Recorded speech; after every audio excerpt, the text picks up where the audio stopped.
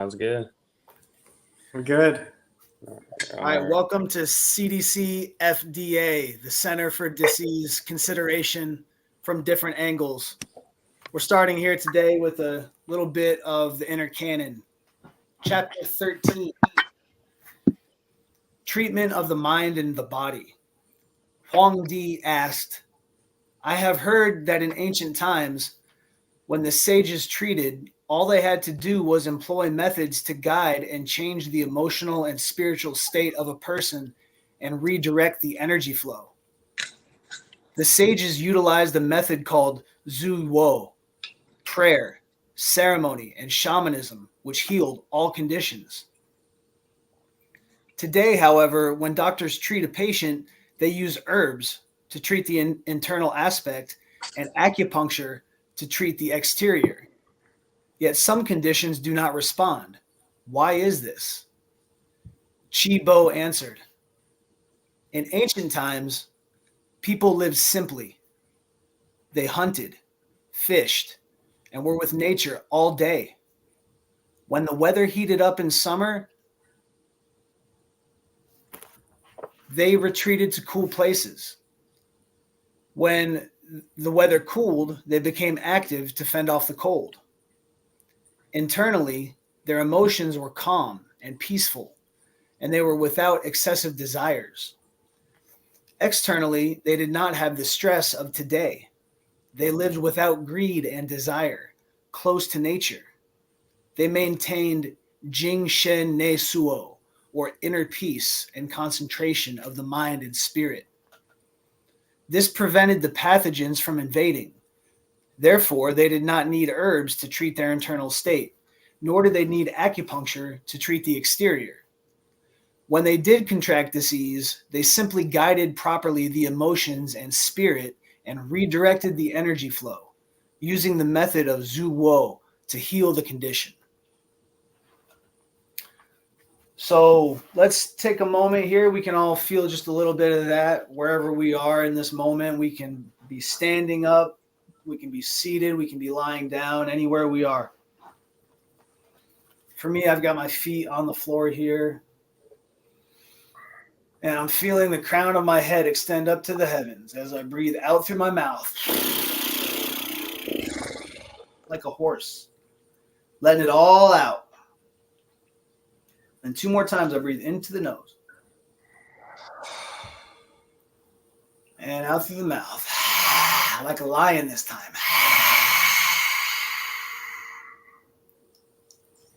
Every last drop goes out before I inhale again into the nose silently. Silently, so I'm expanding my belly and not breathing shallow. And however I want to breathe out, horse or lion.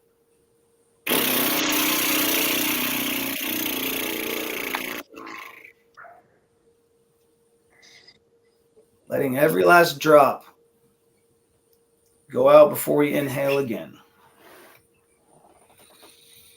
And if you're like, we're all sitting here, so let's just take a moment here, and maybe throughout the day we've developed a posture seated where we're closing ourselves off like this. So let's open up a little bit. A lot of times when we're typing and stuff like this, texting, we've got our thumbs in like this. Let's open it up. Let's take a breath into the nose, into the belly, and then open it up. Shake it out. Feel those palms open, the openness of the lungs.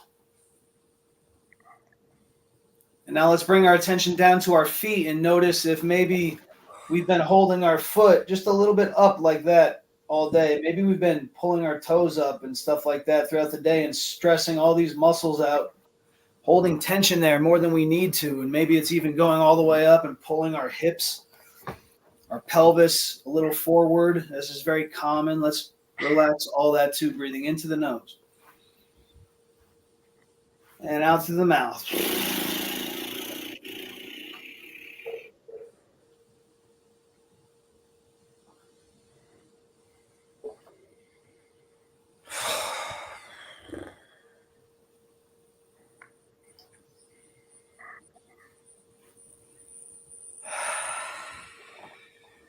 So throughout the next rest of this hour, we can remember that at any time we feel any tension, pain in our physical body, emotional stress that we're holding on to, anything like that, we can let it out, breathe in new energy, and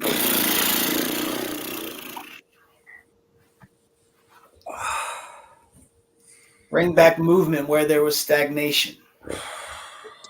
And our breath is the master key. And then when we feel comfortable and relaxed and without the tension, we can go back to a more of a curious breath in through the nose and out through the nose. We're not trying to force it either way, just allowing it to be. And remembering to be silent in and out of our nose.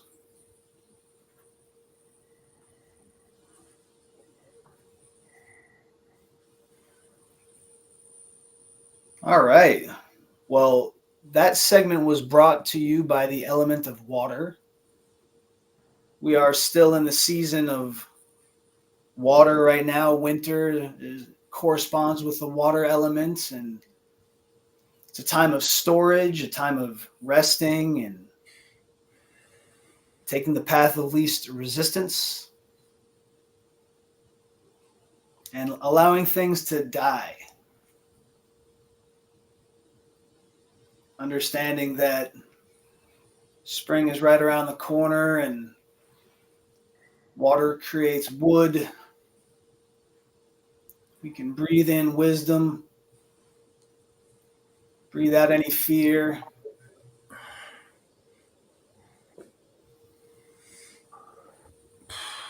And if we want, we can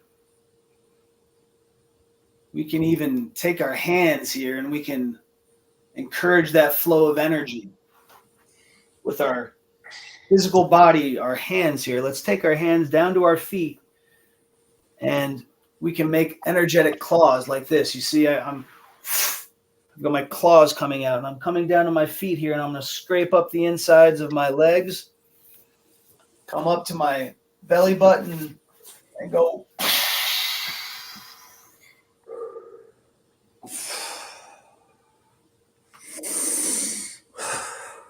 dredging my kidney meridian there. And now I'm going to take those same claws. I'm going to go over my eyeballs here like this. Oh, I'm getting all the energy that's been sticking on my eyeballs. Throwing it off. And then I'm going to take right here, this point at the center, the top of my nose, the inside of my eyes, and I'm going to drag these tiger claws down the center of my skull, all the way down the back, down my spine. And then energetically feeling it go down my hamstrings, the back of my knees, and then out of my fifth toe.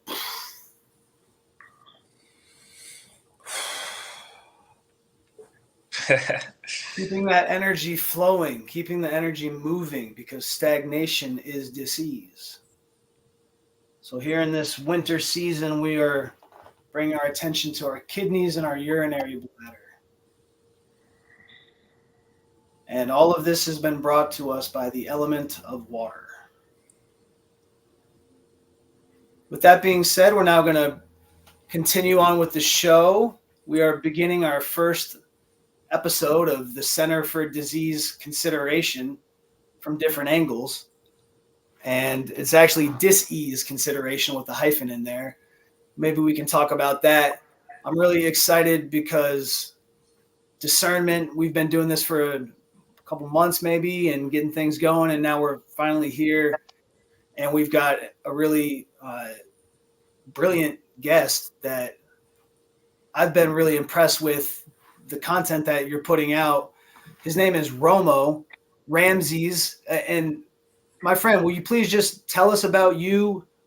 What do people need to know about you? And definitely let us get your name right and how to contact you and all that stuff up front, please. Yeah, so my name is Ramis, but my nickname is Romo. So a lot of people just call me Romo because it's easier to remember. But yeah, I'm just a regular guy, just like everyone else that experienced certain health issues when I was a teenager. And I knew that something wasn't right. And I just looked around in my environment and paid attention to my daily habits, and I realized that I wasn't doing what's best for me. And as time went on, and I started to take responsibility for that and make changes, and then I saw improvements. And now, for people who are dealing with those health issues or dis-ease, like we said with the hyphen, uh, my goal is to enlighten them and inspire them to think about certain dietary and lifestyle choices, their environment, and certain things that may be causing that dis-ease. So that's all it's about. Wow. Can you tell me more about what your specific story was? Like what kind of symptoms and Yeah. experience, like did you have? Yeah. So whenever I was a teenager, I think it's about 15, 16 is really when it started. So that was about 7, 8 years ago, because I'm 23 now. So uh, I had like severe. I wouldn't say severe, but I would say it wasn't like minor. It was kind of minor, but a little bit more than that. Skin spots all over my arms and right near my elbows and stuff, and they were like black, and sometimes they would red. It'd be itchy sometimes. Uh, the medical industrial complex would call that eczema, and you know, I would go to the doctors, ask them what's going on. They'd say, "Oh, it's eczema.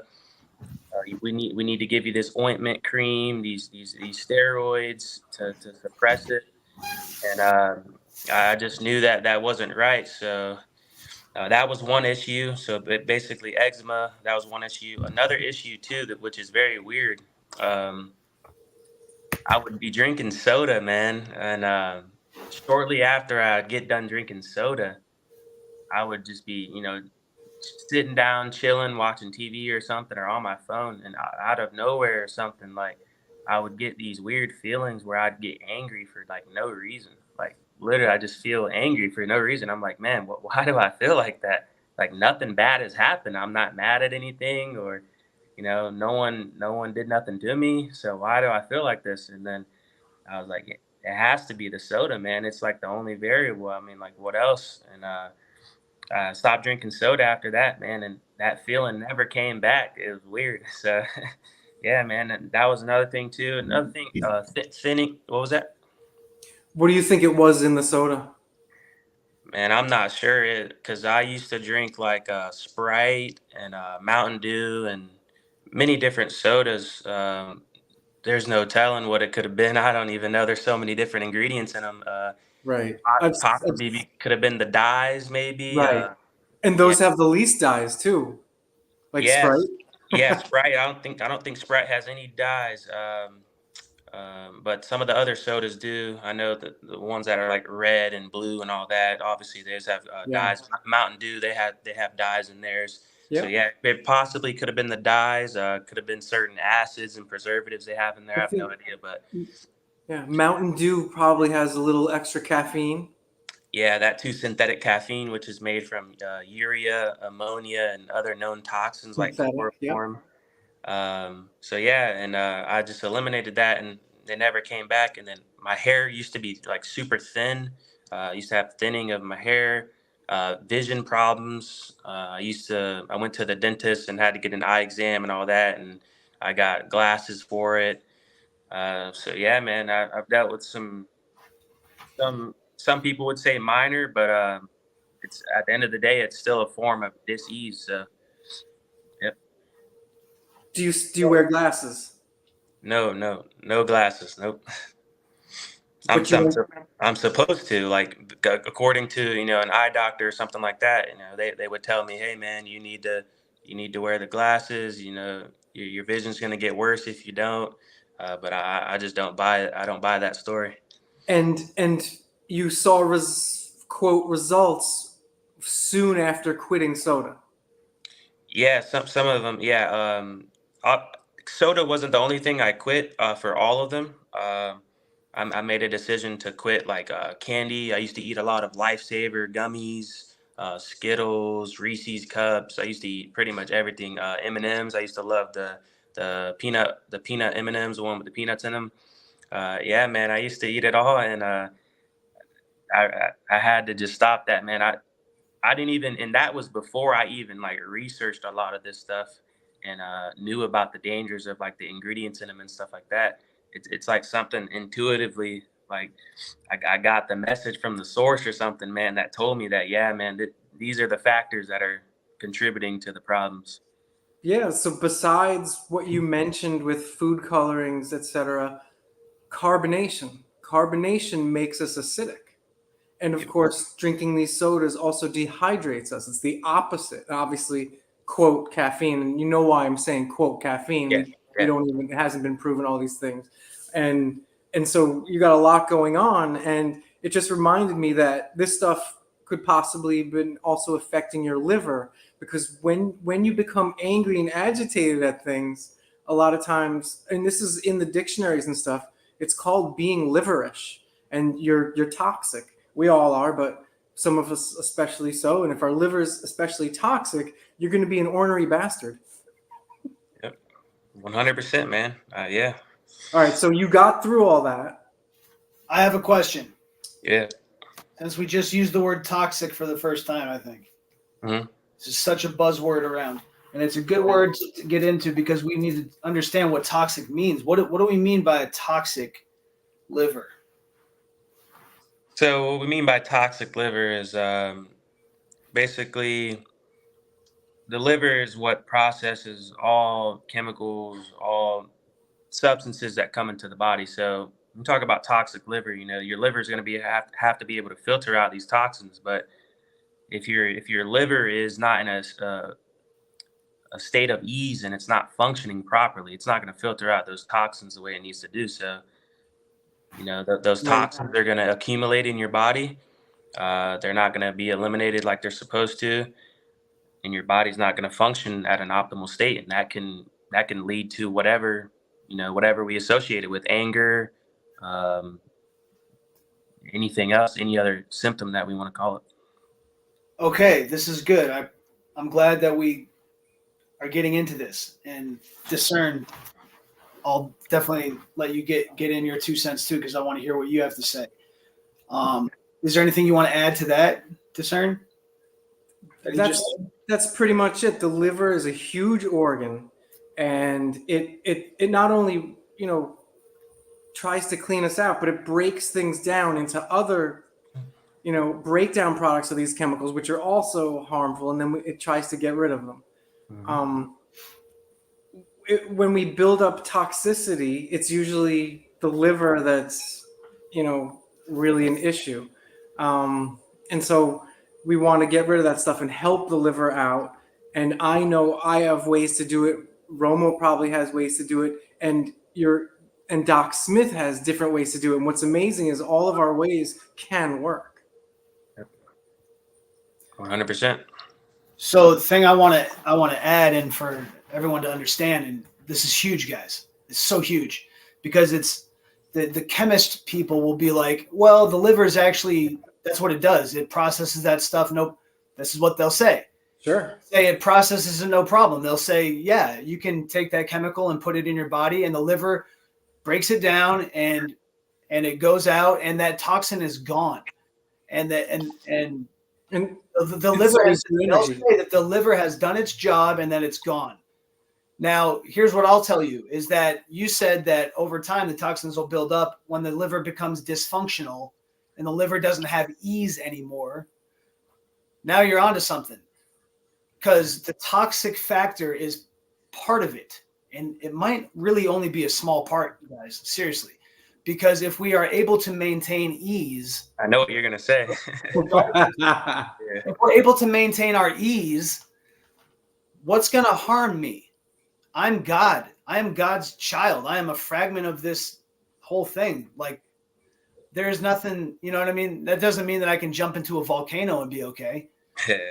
But there's some balance here, and if we are not doing all the other things to understand what a toxic liver means in other ways, it's not just the toxin that goes into the mouth and then is poisoning us.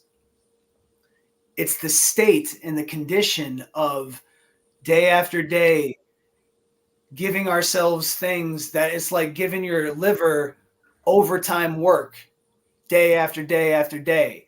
And sure, technically, it can handle that scope of duty, but it's like, I need a break. And then it starts to underperform. And also, there's other things that we don't understand that the allopathic Western medicine people don't They acknowledge. want to discuss, yeah. They say you can't prove it or whatever, but of course we can. We can set up experiments and do this very easily, but when the liver is dysfunctional, or when it's working overtime, even if it's able to perform all these functions, it's like, okay, fine, I'll show up, I'll work overtime, and I'll do all that work. It shows up and it takes care of it, but what it does is it pulls energy from its reserves. What is the reserves? It's that whole line of energy for the kidney, for the bladder. Everything has a line, and the liver goes from the lateral side of the big toe, and you can just go right now. And people need to feel their big toes. The liver is on this side, and the spleen enters on this side. And people's toes are so stiff in all directions, and we need to bend that toe and get it to where you can hardly even break it. And that needs to be that way for all of our toes.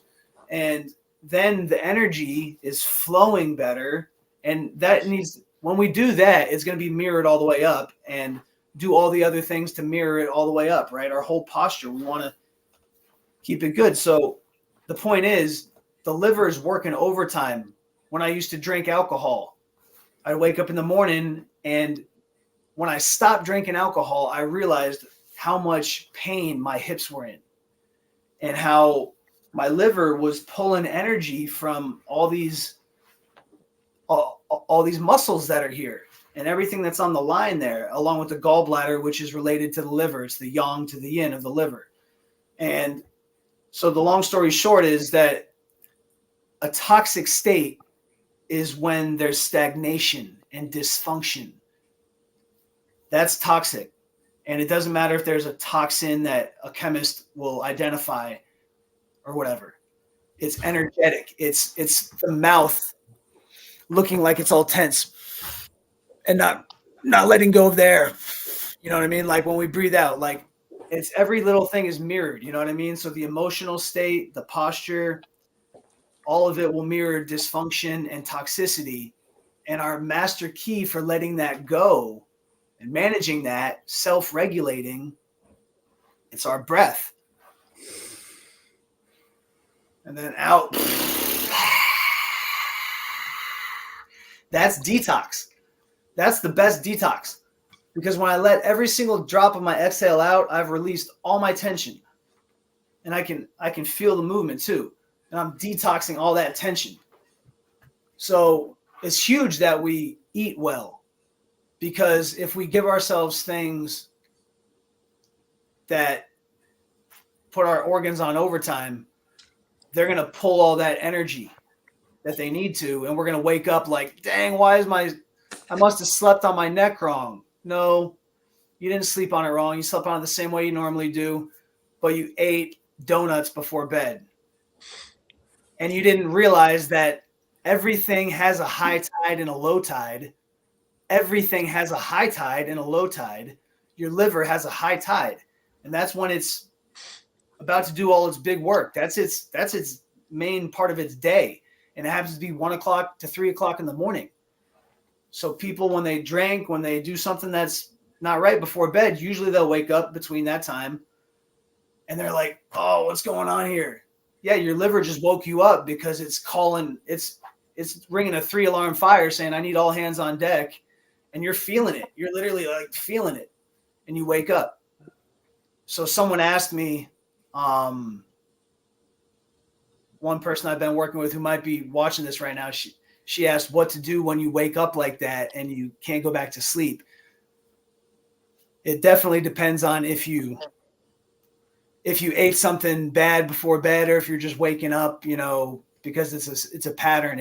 It's hard to say, but I'm glad we got into this because there's a whole nother way to look at toxicity here. Yeah. Roma, what I'm interested in your story is you have connection clearly to your, what I call inner guide, inner doctor, God, whatever we're going to call it, spirit.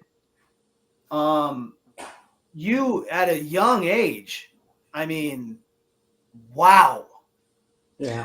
Even like to think about age, and I don't want to repeat what your age is because you already said it and let the cat out the bag. I really like to help people. I want to encourage everyone to think about 150. Like, don't think about we're supposed to live to 75. I totally agree. So young to have this connection, Romo. Tell me, like, what in your upbringing, maybe your family, what influenced you, or has this just been a natural thing that you've been feeling like your actual felt sense and understanding that your inner guide is taking you on your path? Yeah, man. Honestly, I grew up, I'm mixed race, so my dad is black, my mom is white. Um, Pretty much a Christian family. Nothing too religious. Like we didn't get forced to go to church or anything. We didn't have to be forced to read the Bible or anything like that. Everyone just lived and let lived honestly. And man, it's so crazy because I talk to certain some of my friends and stuff, and even my I talk to my mom sometimes about it too. And it's crazy because all the people that like are around me that I grew up with, and certain people that I've seen in my life growing up. I'm just like a totally different from them, man. And it's crazy because I like no one really like taught me how to be this way. I really feel like it, like you said, it's that connection to source, man. I really feel like it was just this is my purpose. I really feel like I was meant to learn all this stuff, experience all this stuff, and then help others. So there's nothing really I can say that like made me this way. It's honestly insane when I think about it. Wow. Yeah, That's that's really awesome. impressive because I feel like I had to learn like a lot of that, like literally until I was old, a decade older than you, basically. Like I Yeah, didn't start to learn that stuff, and like I owe it to my gurus, like. yeah. But you felt it yourself, so tell me. I just want to get specific here. So you said around 15, 16 years old, you were doing this typical American diet, basically, same way I ate and drank, sound like candy, whatever you want, right? Yeah. And then you started to have some what they would call eczema. Did you, when you went to the doctors, or the so-called doctors, the medical doctor, Yeah. did you take anything, any prescriptions ever? No, so and here's the thing too about me. But before we get into that real quick, I will say, I did move to Ohio when I was about 10 years old, and my grandparents were a little bit health conscious. They ate like dark chocolate and organic milk and stuff like that. This is like 13 years ago. So I did get introduced a little bit into certain things, but Okay. and then I guess you can say that just gave me momentum and then led me down the rabbit hole myself. But they didn't like teach me anything like extraordinary about health or like stuff like that. But I did learn about organic milk and like dark chocolate back when I was 10. So I guess you can say that that's kind of sparked something in me. But yeah, whenever I It went to only the takes a doctor. small spark of light, brother. 100%, 100%. I really do think that was a big factor back then. Back then, though, for sure. But yeah, whenever I went to the doctors for it, and just to see, like why do I have all these, rashes, and why am I so itchy and redness all over my arms and stuff like that? What are these black spots and stuff? Um, they just said it was eczema, man, and they said here's what we can do for you, and yeah, man, never took any medication for it. Uh, Even as a kid, when I was like 10 years old, 11 years old, and even when I was a teenager, I've always just, for some, like, even before I knew about virology being pseudoscience and the germ hypothesis and medications being toxic and suppressing symptoms, uh, I never like wanted to take medicine. I never wanted to get shots. I would fight the doctors. Literally, I would kick them, punch them, throw the all the medical tools on the ground and stuff, and they would have to Wow. hold me down and everything to give me shots and all that stuff. Man, I never wanted to do it. Even when I got certain symptoms and they called it influenza or something like that, and wanted to give me certain medications for it. I would literally take the medication, pour it down the drain, and then tell my mom I took it, and it looked like I took it, but I never did it. Wow. And, this was before I even knew all that stuff was like harmful for you and suppress symptoms. I didn't know any of that, but for Well, you some knew. reason, man, I You never knew wanted to take somehow, it. yeah. Yeah, intuitively I knew it, man. And so yeah, I never took any medications for the eczema. So some would say you decalcified or didn't have a calcified pineal, so you have a connection to source. Maybe so, man. Maybe so. Maybe you've heard of that one, Be Doc. flowing. Yeah, 100%. Yeah. It only takes one little crack of light, How, and how, how and when, just when really quick, and then how did you wake up to see that there's no viruses and it's not what causes what they call flu, for example? Yeah, so even even before I heard about virology being pseudoscience and there's no viruses and germ theory, germ hypothesis incorrect, all that stuff. Uh, I, for some reason, I didn't agree with. Well, I know why, but I didn't agree with like the quarantine and like the forced masking and mandates and all that. I didn't agree with that. So while everyone was doing that, in 2020, I would actually go, I actually have some videos online too. I would go in stores without a mask, and I would tell them, hey, I'm medically exempt from wearing a mask. You can't discriminate against me because I'm medically exempt. You have to serve me, and I just never agreed with the mandates. I don't really like being told what to do.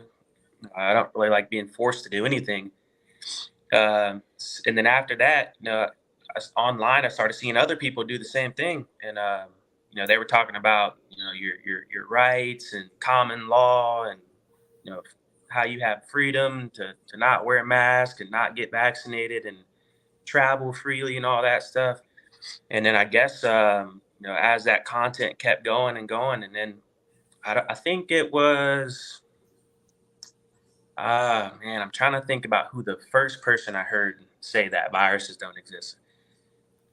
Wasn't Dr. Tom Cowan. Who was it? And I think it started off with, what's that one dude? He has a book. He's like Italian, I think. Stefano Scolio. I think that's who it is. But I first started hearing about videos where it talked about how like viruses not they don't exist. Like they didn't say that they didn't exist. They just said how like basically there's no need to fear it, and they lie about it, and the only way you can get it is through like a vaccine or something like that, where they have the live viruses or the dead viruses in there. And then I guess, man, it just kept spiraling, and then I seen like Dr. Tom Cowan, Andy Kaufman, I think even Dr. Robert Morse talked about it. Um, Alex Zek, he talked about it too. Yeah, man.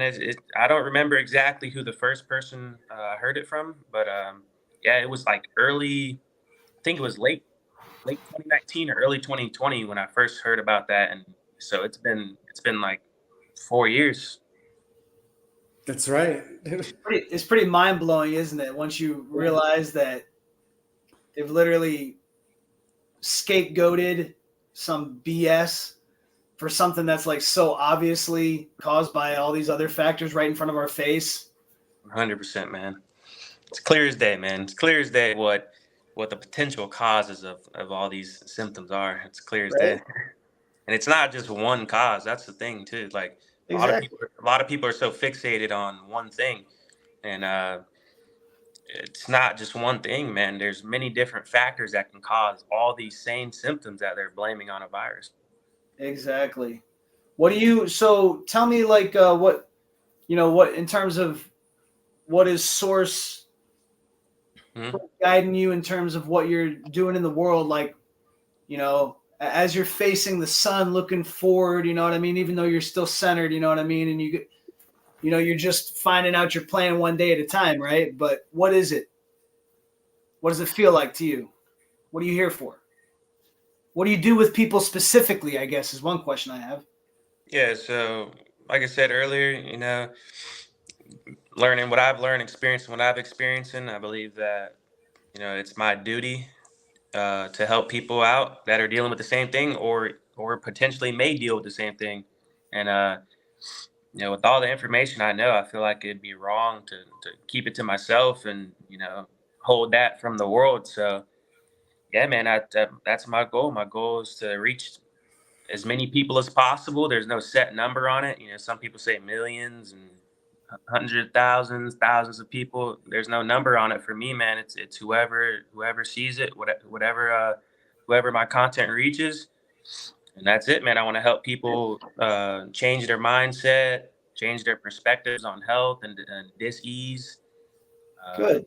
and that's it, man. And whatever way that it could be through diet, it can be through breath work. It can be through positive thinking. It can be through anything, because when we talk about health, it's holistic. It's not just about the food you eat and, anything. Right?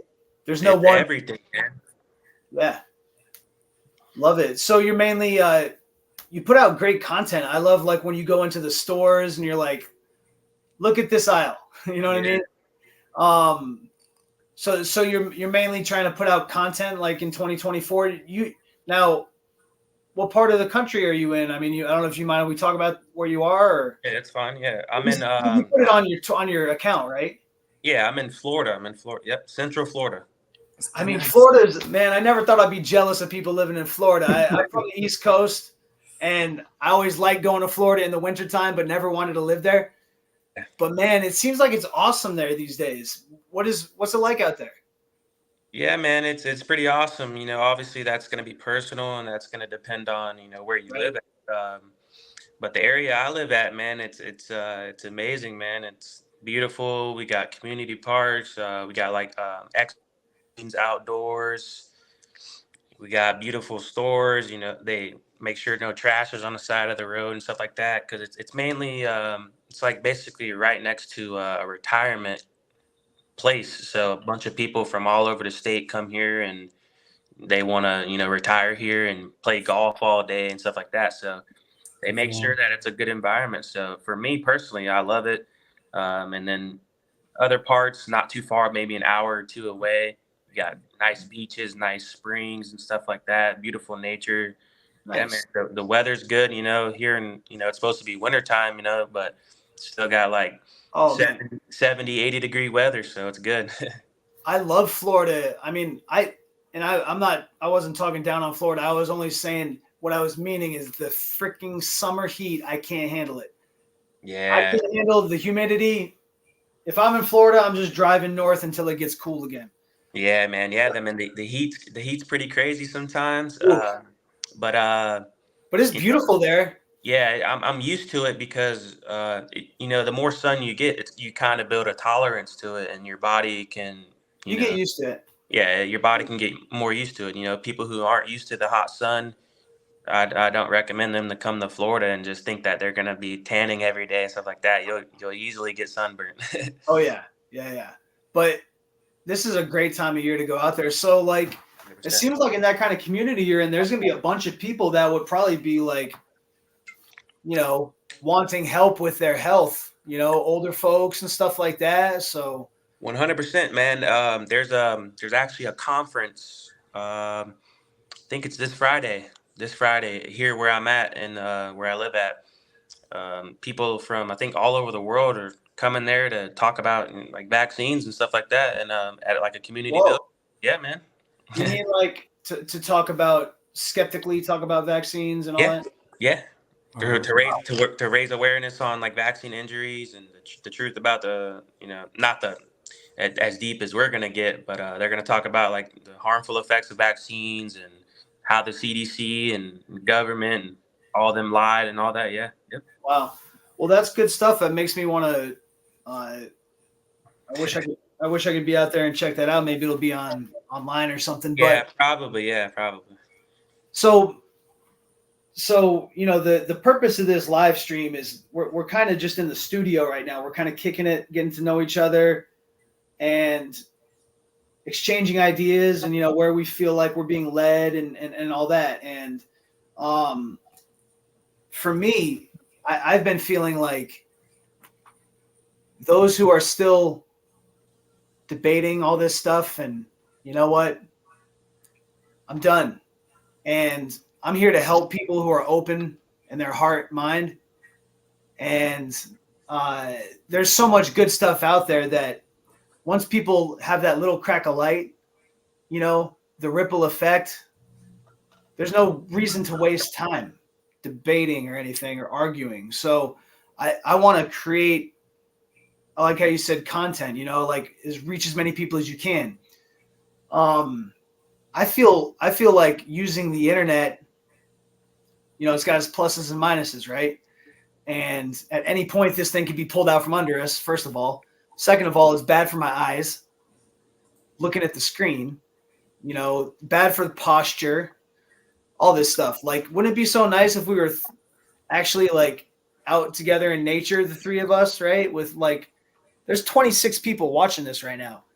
If Yeah. there's 29 of us kicking it, whoever you are out there, wouldn't that be fun to be kicking Amazing. it out there in Romo's hood?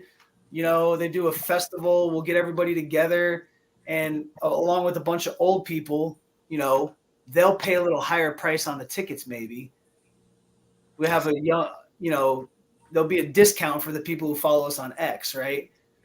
But we'll get together and talk about putting out the information and actually experientially sharing it. I think that could be huge, and not just getting together to talk about the real history of COVID and, kind of adjudicating like whatever the heck happened, like sure we can argue about all that stuff, but I like the idea of getting together in reality. And then also I like the idea of the printed word. Have you ever thought anything about that or felt led anything like that? Like in terms of like, how are we going to get people like to see that little crack of light, Mm-hmm. because online, I mean, everything is siloed. What do you think? Yeah, 100%, man. A lot of people that I've been connecting with on here on social media, especially X, that are like basically on the same path we're on. I've actually been, talking to them and seeing if we could, meet up in person and travel together, do certain things together, and Nice. do work together, stuff like that. Um, yeah, man, I think that's way more valuable than online. Like you said, the internet has its pros and cons. It's a double-edged sword. You can use it for good. You can use it for bad. Um, so yeah, but more importantly than that, I think uniting in person, forming these connections, and really doing the work in real life outside of the internet is what's most valuable. And reading material or a Yeah, book or yeah, a yeah, publication in your hands, yep, not on this blue light screen and virtual stuff. yeah. And So, I've been working on certain courses and stuff like that. Um, Possibly can get them into like basically physical copies as well for people to be able to have that actually in their possession instead of just on a screen. Nice. well, Yep. Doc says, and we're starting to plan about it. Maybe we can even make textbooks one day about how biology, not how it really works, but how we think it works, because in a better models than what we're taught, right? Because we really would say that we don't know anything.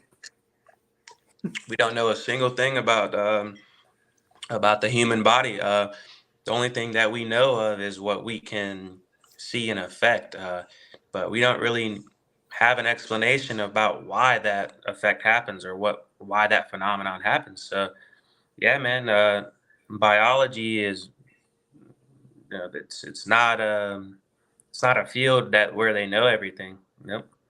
And Well, yeah, it's reductive materialism, and we know that there's a lot more than what we can see, touch, and put on a lab bench, right? Yep. I love the old analogy. I think it's from Dr. Cowan. He's like, we know every element and how much is in a carrot, but we can't make a carrot. Exactly. That's the point. Yeah.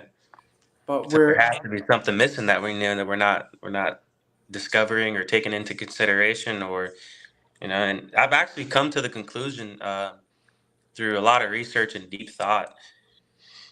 I don't think us humans are supposed to know everything about the nature and the natural world. I believe that we're not. Yeah, I just believe that we're not supposed to. Like there's certain phenomenons we can be aware of, but I don't think we're supposed to know everything about those phenomenons and why they happen and what makes everything happen and what it makes up a carrot or what makes up an apple. And I don't think we're supposed to know that. I don't know. Yeah.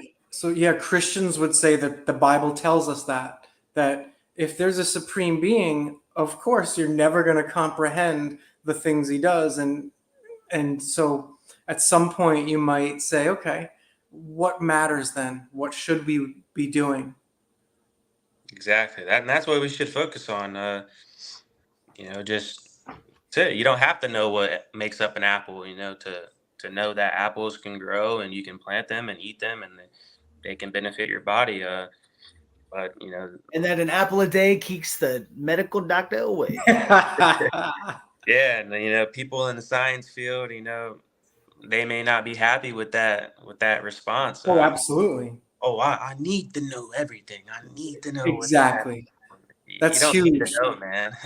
That's something I had to get over the past couple of years. And when I'm at church, I say, thank you, God, for blessing me to finally acknowledge that I can get over it. I don't have to be hung up on it. I don't have to have analysis paralysis.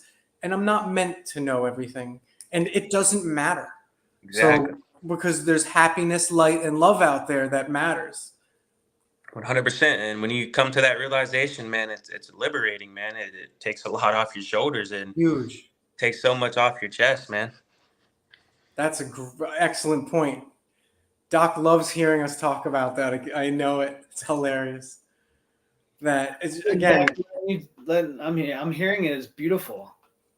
It's man, I've just come to that conclusion, man, because I'm doing research and I'm looking up like caffeine and vitamins and minerals and all this stuff, and I'm looking through the methodology of how these were discovered, and I'm seeing so this dude took coffee beans, turned them into a powder, added some toxic chemical to it, got this solution. extract something. Yeah. He said he extracted it by adding a toxic chemical to it, and then he said that that's what was in the coffee bean, but did no controls for it. Didn't think in his mind that maybe he didn't possibly extract anything. He actually created it in a laboratory, and it goes the same thing with vitamins, man. You just you make a toxic concoction full of heavy metals and toxic chemicals, and then say that this was the substance you found in the orange. You didn't discover anything, man. You created that in a lab with the methodology. And once you start to research that and go down that rabbit hole, it's clear as day that, man, we don't know what's in food. We actually don't know what was why we get this effect when we drink this or eat this. We don't know. It's just an assumption. I loved your posts on that, showing how pretty much all supplements, where they made, big pharma makes them all, sells them to small companies to make it look like it's natural, wholesome. It's all just powder. It's just literally chemical powders and stuff that if you own land and they're basically miners. That's what 100%. They are. They're mining, and they use the lithium for batteries. They use the freaking every little thing that comes in. You scoop a shovel of dirt, they're going to use every single thing in there and sell it to you. And if you're that dumb, you'll buy it. That's crazy. 100%. Yeah. So Romo, we've got about 10 more minutes left here, my friend. And I want to know, you just said something that I thought was awesome, like hitting the road with people and like basically kind of like, and I've thought about in history, did you know back in the day, like in early American history, like I'm talking about before it was all 50 states, and there was like, you'd have like the middle of the country was just no man's land or whatever. Yeah. Like you'd be living out in the middle of wherever, Kansas, Nebraska or something, and there'd be nothing ever happening. But every once in a while, there'd be a little road show that would come through. And it's like a wagon. And there's like a guy, and he's got like a monkey and, maybe some people he picked up along the way. And it's basically like a little show. And then they do their little show. And, you feel me? And like the townspeople come out and they're like, whoa. Now, I don't know if we're going to be going back to something like exactly like that, but I just like this idea of like taking it on the road. Put it into action, man. That's what it's about. Putting it into action. That's a simplified way of saying it. Putting it into action, taking it from the internet and putting it out into the real world and actually living it. Yeah.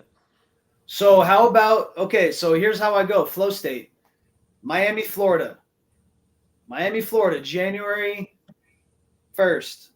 No, maybe January 1st we want to start. January 1st, 2025, we're renting a bus, big bus, and whoever on this 28 people now, 31 total of us, 31 people in a bus, let's get in the bus and let's take it up the coast, all the way up to New England, and get there by the summertime, do Qigong, whatever, teach people how to do real stuff. We can take it on the road, putting it out there. Who knows? Yeah. Yeah, I'm actually in contact with a few people. I'm really close with them. They're doing like a 30-day retreat in Puerto Rico, and they got a bunch of people that are coming there, and they're gonna do breath work, yoga. They're gonna explore the land in Puerto Rico. Gonna go hiking and Nice. do all that stuff, man. So it's very similar to what you're saying. Yeah.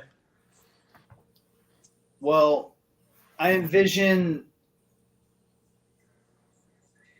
at some point we're going to have print materials, and a lot of these good practices and this good information that people need, that they need to read it in their 100%. hands, and they need to have it in their library and be able to give it to their kids for a lesson plan for the day that is not on an iPad, right? And they can open it up and go, oh cool, here's like a dozen different yoga poses that I should be able to go into all these yoga poses and feel really good in every single one of them. Okay, I can understand that. And then they go to the next page, and there's interesting things. They can think about anxiety in a different way and understand what it means according to 5-element theory of Chinese medicine. And they can understand how to do breath work to resolve that, right? Yep. So the question is, how do we recreate that? How do we get that circulating? Man, we gotta just gotta get into it, man. We gotta figure out how to create a book, how to create certain things. People like Dr. Tom Cowan, Dr. Sam Bailey, Dr. Mark Bailey. They're making books.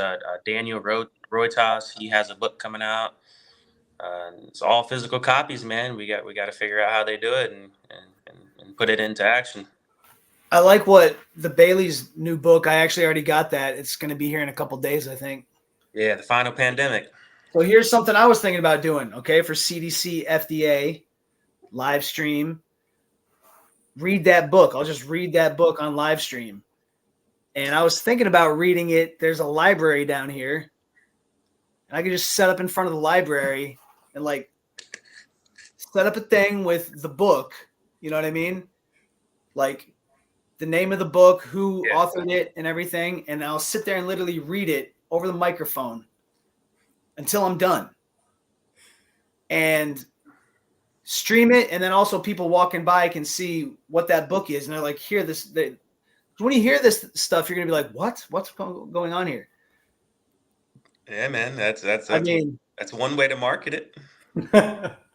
Yeah, that's one way. CDC-FDA. What are we going to do? I want to put out a journal just like CDC does. They put out a weekly journal called their MMWR, and it's just full of misinfo and disinfo and nonsense.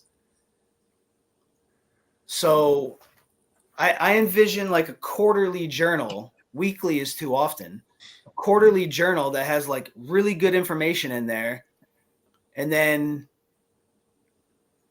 maybe Romo, you've got a little spot in there that's like what you do. You know what I mean? Yeah. Like your wheelhouse. You know what I mean? Your 2 cents. So that's what I'm saying is you're welcome. You want to help with this project. I have a vision. I don't have all the details, but the idea is we need 1,000 people subscribing Yeah. and paying $5 a month. And the idea is $5 a month. Once we get that, then we're able to put out a quarterly journal that gets delivered to everybody's home every spring, summer, fall, and winter. You get a quarterly journal. It's got all kinds of awesome information in there. That's a pretty cool idea, and I've seen like certain people have their membership plans and certain things they do and the benefits that come with that. Uh, and that's actually a brilliant idea, man. I don't think anyone does that. Does anyone do that? I don't know. I mean, you could say that that's probably basically like a magazine subscription model already, right? Newspaper or something. Just Yeah. like an old school subscription model, right? Like literally, I live out here in California. Like there's so many people around here. I could literally, if I just get like a prototype printed out, you know what I mean? Yeah. I was thinking of just doing like just like the front page or whatever, like a potential front page of what it would be. You know what I mean? Yeah. And then walk around door to door and be like, do you like this? Would you like to subscribe and get this? You know what I mean? Just like old school, how you would go door to door and get people to buy stuff. But Yeah. I think that's obviously, with the probably the best internet, way. we can get people to subscribe online for $5 a month. And if you're listening to this, folks, continue to follow and stay in touch and all that stuff. We don't have it all set up yet, but this is the idea. This is what we're doing here with the CDC-FDA. I hope you appreciate that name, the Center for Disease Consideration from Different Angles. I want to put out a quarterly journal that puts out real information for people that actually helps them, that blesses their whole life and their next 7 generations. And each one's going to be a collector's copy that is well printed and all that and sturdy, so you can keep it in your library for 100 years if you take care of it.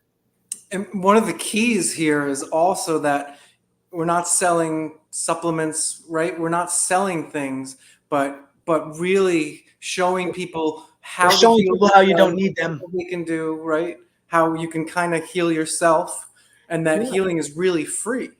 Exactly. I mean, but is $5 a month, right? It's not. Again, we're not selling you products that you take that are going to make you well. We're showing you how you make yourself well. I'm not a healer. Doc, are you a healer? I'm not a healer. Everyone heals themselves. 100%. I can help people heal. Exactly. Like you can help people heal. So direction and basically the planting the seed, and it's like a wake up. There's alternatives. We can look at it from a different angle. And here is what we're talking about. And we're not just saying things. Here's evidence. Here's people's stories. Here's what happened to me. Here's what happened to Roma. Roma had these.